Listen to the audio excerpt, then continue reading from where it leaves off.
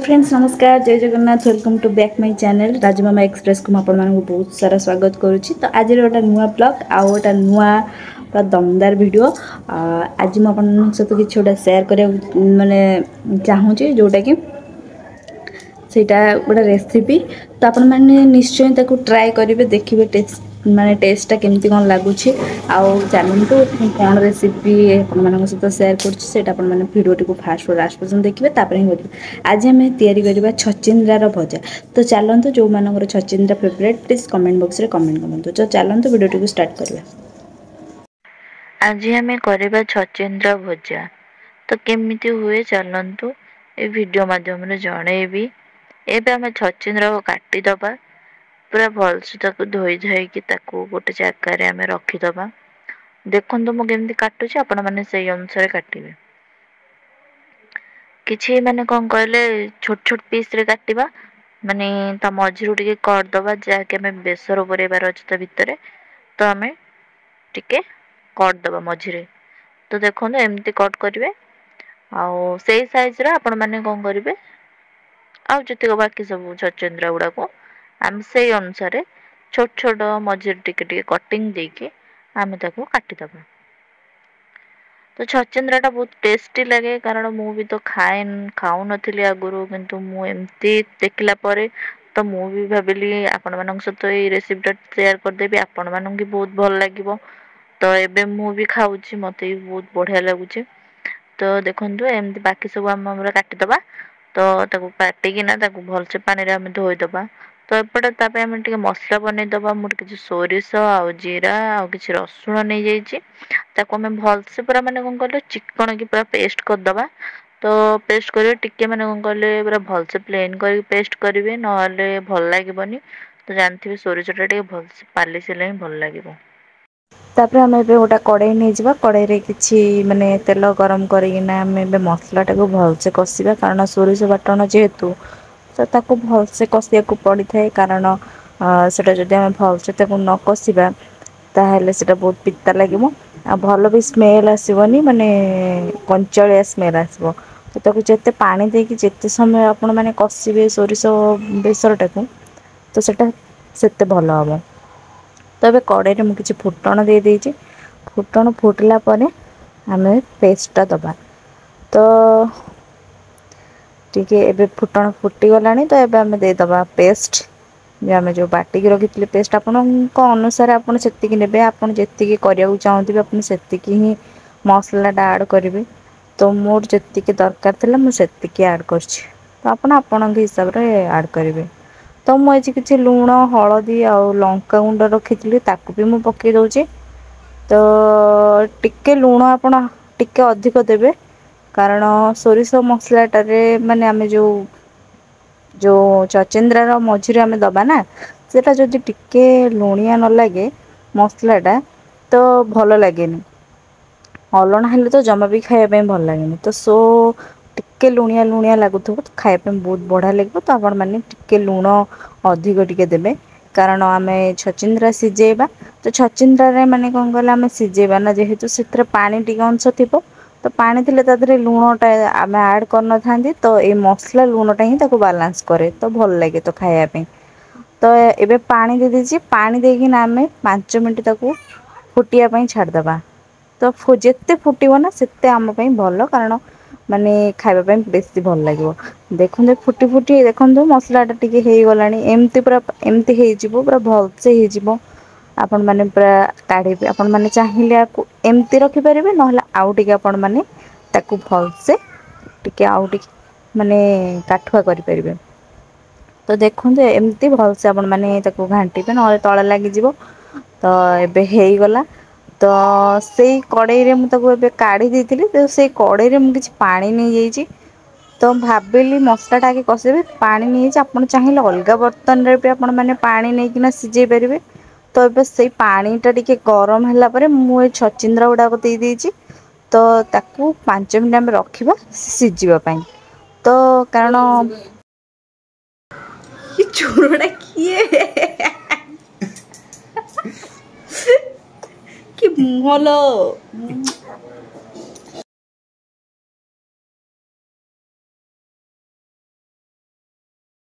ସିଝିଲା ଭିତରେ ମୋ ପୋଛ ଟିକେ ଗେଲ ହେଇଯାଉଛି। ତ ଏବେ ଦେଖନ୍ତୁ ଭଲସେ ସିଝି ଗଲାଣି।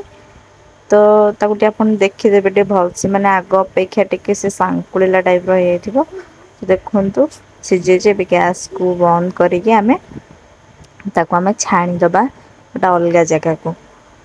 ତ ଛାଣି ସାରିଲା ପରେ ବି ତା ଦେହରେ ପାଣି ଥିବ ତ ଆପଣ ମାନେ କଣ କରିବେ ସେ ପାଣି ଗୁଡ଼ା ଟିକେ ଭଲସେ ଟିକେ ଚିପୁଡ଼ି ଦେବେ ଚିପୁଡ଼ିଲା ପରେ ହିଁ ତା ଭିତରେ ମସଲା ଦେବେ ନହେଲେ କଣ ହବ ନା ଆମର ଯୋଉ ଭଜା ଟା ପାଣିଚିଆ ପାଣିଚିଆ ଲାଗିବ ତ ଆପଣ ମାନେ କଣ କରିବେ ତାକୁ ଟିକେ ଯେତେବେଳେ ମସଲା ପୁରେଇବେ ସେତିକି ବେଳେ ଆପଣ ମାନେ କଣ କରିବେ ତାକୁ ଟିକେ ଭଲସେ ଚିପୁଡ଼ି ଦେବେ। ଦେଖନ୍ତୁ ମୁଁ ବି ଏଇଥିରେ ପ୍ରୋସେସ ଟା କରିଛି ତ ଆପଣ ମାନେ ଦେଖିକି ହିଁ କରିବେ।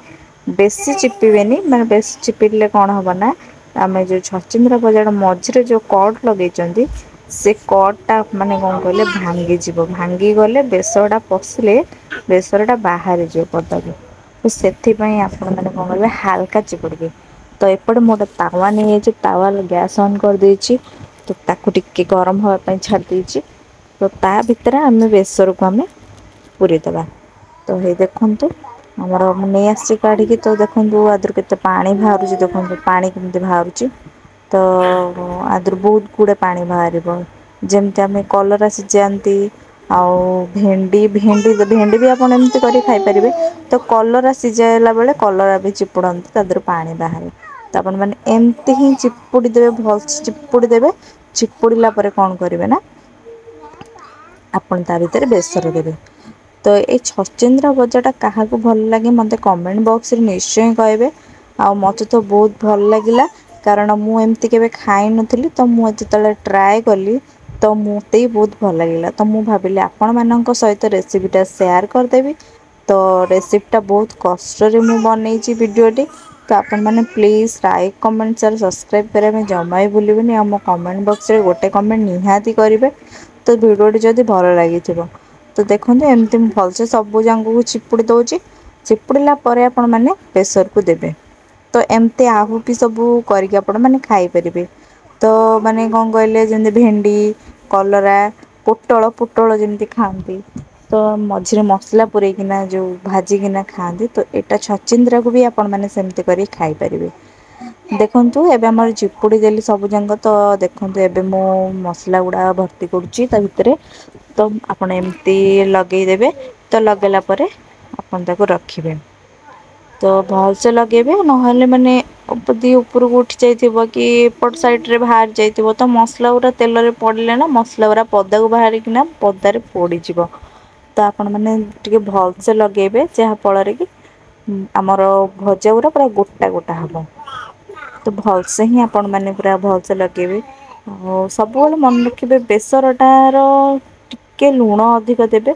ଯେତିକି ଆମେ ଲୁଣ ଯେତିକି ଖାଆନ୍ତି ଟିକେ ଲୁଣିଆ କରିକିନା ମସଲାଟାକୁ ଆପଣ ମାନେ କରିବେ ଯାହା ଫଳରେ କି ଛଚିନ୍ଦ୍ରା ର ମାନେ ଯୋଉ ଆମେ ସିଝେଇଥିଲେ ଦେଖନ୍ତୁ ପାଣି ଚିଆ ବି ଲାଗିବ ନା ତ ସେଇଟାକୁ ସେ ବାଲାନ୍ସ କରିଦବ ତ ଛଚିନ୍ଦ୍ରା ଭଜାକୁ ଆପଣ ଯେତେବେଳେ ଖାଇବେ ସେ ବେସର ସହିତ ତ ସେଇଟାକୁ ସେ ବାଲାନ୍ସ କରିଦବ ଆଉ ସେଟା ଆଉ ଅଲଣା ଲାଗିବନି।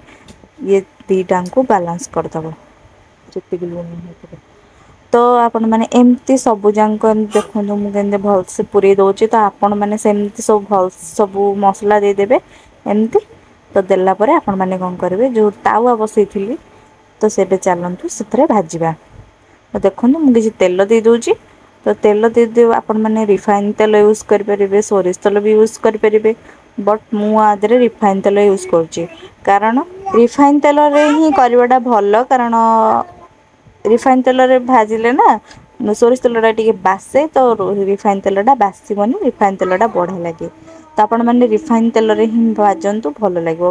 ଯଦି ନାହିଁ ତାହେଲେ ଆପଣ ମାନେ ସୋରିଷ ତେଲରେ ବି ଭାଜି ପାରିବେ। ତ ଦେଖନ୍ତୁ ଏବେ ଗୋଟାଏ ଗୋଟାଏ ଆମେ ସାଇଜ କରିକି ଦେଇଦବା ତ ମାନେ ଆପଣ ମାନେ କଣ କହିଲେ ଯେତେବେଳେ ମାନେ ଭାଜିବେ ବି ସେତେବେଳେ ଦେଖିବା ଦରକାର ମାନେ ଭଲସେ ହେଇଛି କି ନାଇଁ କାରଣ ସିଝା ହେଇଛି ତ ସିଝିଛି ଛାଡ କିନ୍ତୁ ଯଦି ଭଜା ଟା ଭଲ କି ନ ଭଜା ହେଲା ତାହେଲେ ଜମା ବି ଭଲ ଲାଗିବନି ଖାଇବା ପାଇଁ ତ ମାନେ ଟାଣ ଟାଣ ଲାଗିବ ପାଣିଚିଆ ଲାଗିବ। ତ ଦେଖନ୍ତୁ ଏମିତି ଦେଇଦବା ତାପରେ ଆମେ କଣ କରିବା ଢାଙ୍କୁଣୀରେ ଘୋଡେଇ ଦବା। ଢାଙ୍କୁଣୀରେ ଘୋଡେଇ ଦବା ଫଳରେ କଣ ହବ ନା ତଳ ସାଇଟ ଗୁଡା ଆମର ଭଲସେ ହେଇଯିବ ସବୁ ସାଇଡ଼୍ ଆମର ଭଲସେ ହେଇଯିବ। ତ ଆମେ ତାକୁ ଢାଙ୍କୁଣି ଦେଇକି କିଛି ସମୟ ରଖିଦେବା। ତ ମଝିରେ ମଝିରେ ଆପଣ ମାନେ ଘାଣ୍ଟୁଥିବେ, ନହେଲେ ସେଇଟା ମାନେ ଲାଗିଯିବ, ପୋଡ଼ିଯିବ। ତ ଆପଣ ମାନେ ମଝିରେ ମଝିରେ ସେଇଟା ଘାଣ୍ଟୁଥିବେ।